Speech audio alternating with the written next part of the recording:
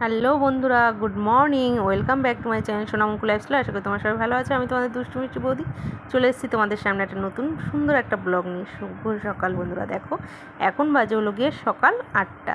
তো আজকের সকালটা একদম কিচেন থেকে স্টার্ট করে দিয়েছি। দেখো উঠেই না স্নান করে নিয়েছি, কারণ আজকে উঠেই দেখছি আমার শরীর খারাপ হয়ে গেছে।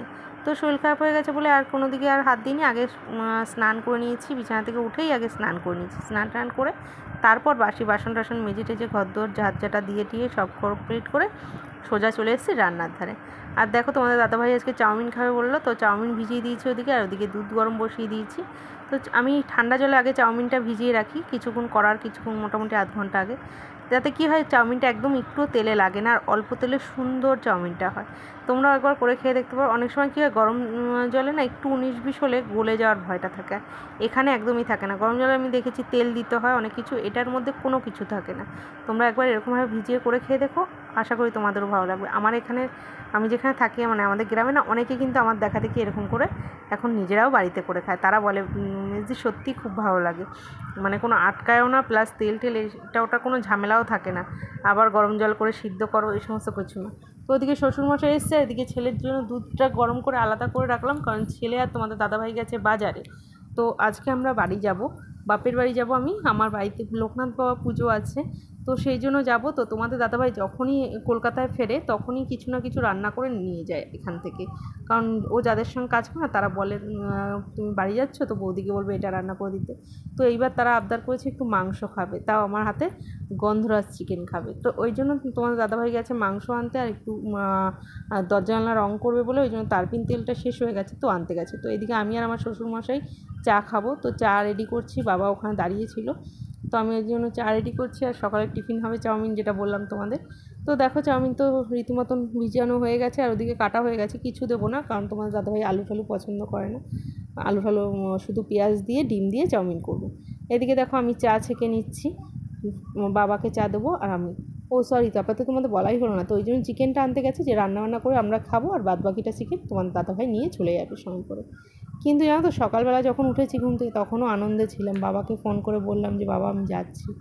বাবা ওদিকে আশা করে বারবার বাবা ফোন করছিল, কিন্তু সত্যি মানে এতটা কপাল খারাপ, মানে যেও আধা রাস্তা থেকে আর ব্যাক করতে হলো জানো না, কারণ আমাদের এখানে গাড়ি আর চলছে না।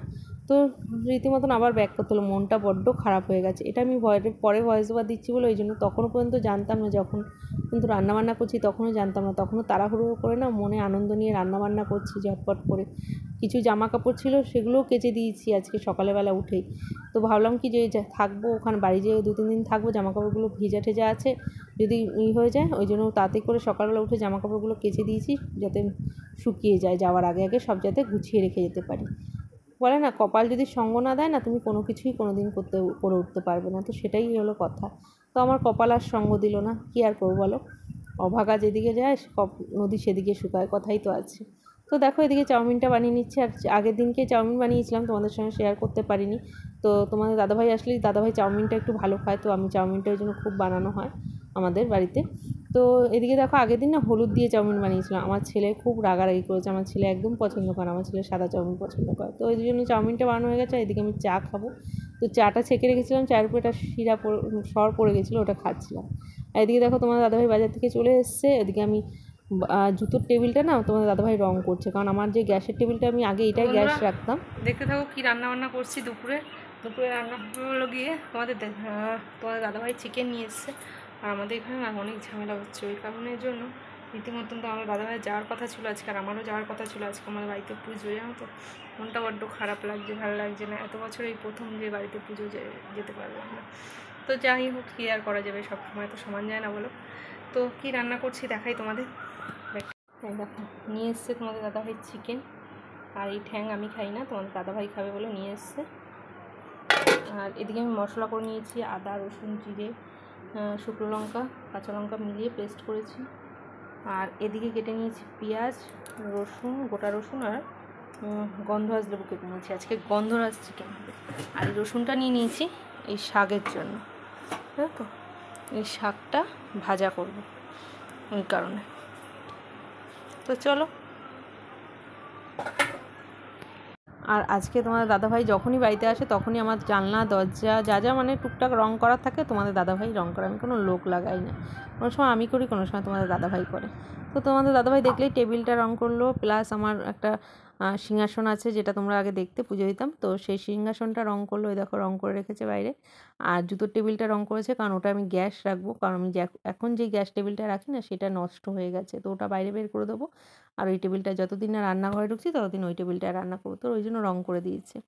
আর ওদিকে দেখো তোমাদের দাদাভাই বাইরের মোটামুটি আমার পুকুরে না প্রচণ্ড পরিমাণে না মানে হয়েছে, কি বলে তোমরা, ওটা পানা হয়েছে, তো পানা মারার জন্য তোমাদের দাদাভাই ওষুধ নিয়ে এসছে, তো ওইটাই দিচ্ছিল। আর আমি এদিকে জামা কাপড় বললাম না সকাল সকাল কেচে নিয়েছি, তো সেগুলো মেলে দিচ্ছিলাম। তো এদিকে দেখো রান্নাবান্না কমপ্লিট, একদম লাল লাল ঝাল ঝাল চিকেনের গন্ধরাজ চিকেন দেখতে পাচ্ছ, 1 গাবলা রান্না করেছি, আমরা খাবো আর তোমার দাদাভাই নিয়ে যাবে। আর এদিকে হয়েছে কলমির শাক ভাজা রসুন দিয়ে, আর এদিকে গরম গরম ধোয়া ওঠা ভাত। তো চলো, কার কার লোভ আসছে চলে আসো কিন্তু। ওকে, বাই বাই।